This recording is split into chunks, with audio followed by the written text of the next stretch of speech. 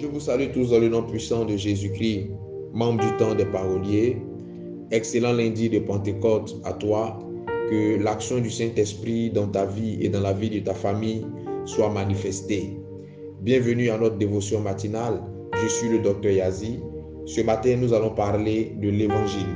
1 Corinthiens chapitre 9, verset 16 déclare: Si j'annonce l'Évangile, ce n'est pas pour moi un sujet de gloire, car la nécessité m'en est imposée, et malheur à moi si je n'annonce pas l'Évangile. Amen. Vois-tu, annoncer l'Évangile, parler de Dieu aux autres, est une nécessité. C'est une ordonnance divine. C'est une prescription biblique. Car tu es sauvé pour sauver.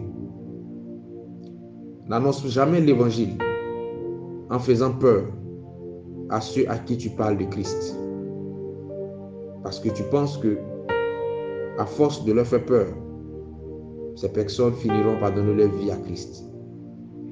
Elles le feront. Mais laisse-moi te dire qu'elles ne le feront pas parce qu'elles auront compris le message que tu auras véhiculé. Elles le feront à cause de leur peur. Et lorsque leur peur aura disparu, ces personnes retourneront à leur état de vie initial. Évite d'annoncer l'Évangile en faisant peur, car l'Évangile n'est pas un film d'horreur.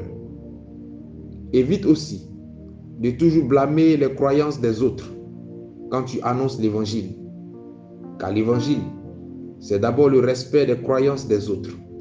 C'est aussi l'acceptation des autres, malgré leurs différences.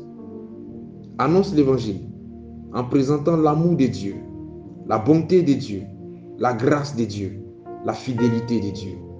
Fais-le dans le respect et la paix, car le mot évangile est constitué de 3 syllabes révélatrices. La première syllabe, c'est Ève, qui signifie vie. La seconde, c'est ange, qui signifie messager. Et la dernière, c'est île, qui est un point de terre entouré d'eau. En un mot, évangile est un message de paix porté sur un point de terre entouré d'eau.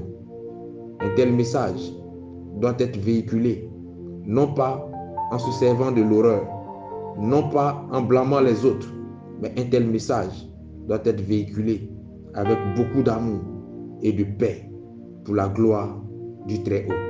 Ce matin, tu vas prier le Seigneur avec moi afin que Dieu te donne la force de parler de lui d'une manière directe ou indirecte, de manière spontanée, que tu aies cette force d'annoncer l'évangile à ton prochain.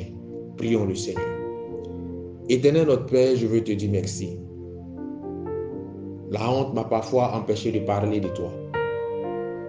Le raisonnement humain m'a parfois empêché de te faire connaître à ma voisine, de te faire connaître à mon voisin. Cette petite voix intérieure m'a souvent poussé à parler de toi à ce collègue qui est confronté à des difficultés régulières. Mais la honte, la gêne, le raisonnement m'en ont souvent empêché. Éternel, il m'est arrivé de vouloir partager ces dévotions avec certaines personnes de mon répertoire, mais je n'en ai jamais eu la force à cause de la timidité ou à cause de quelque raison que ce soit.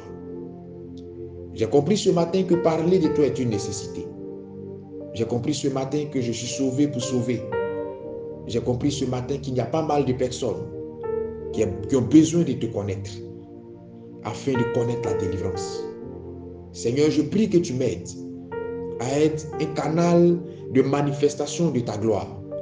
Je prie que tu m'aides à être un gagnant d'âme. Pour moi qui annonce déjà l'évangile, donne-moi de le faire dans la paix, dans le respect, et non en me servant de l'horreur, et non en blâmant les autres. Éternel, je veux te servir comme il se doit. Je veux accomplir l'ordonnance divine qui est de parler de toi et de faire de toutes les nations des disciples. Je prie que ton esprit de force et de puissance me vienne en aide et me donne la capacité de le faire sans hésiter ni murmurer. Béni sois-tu parce que tu le fais. Prends contrôle de ma journée et que cette parole ne quitte point mon cœur et mes yeux, mais que tu m'aides à la mettre en pratique en tout temps et en tout lieu. Béni sois-tu, je le crois, je le confesse et je l'accepte. Au nom de Jésus que j'ai prié. Amen. Shalom chez toi.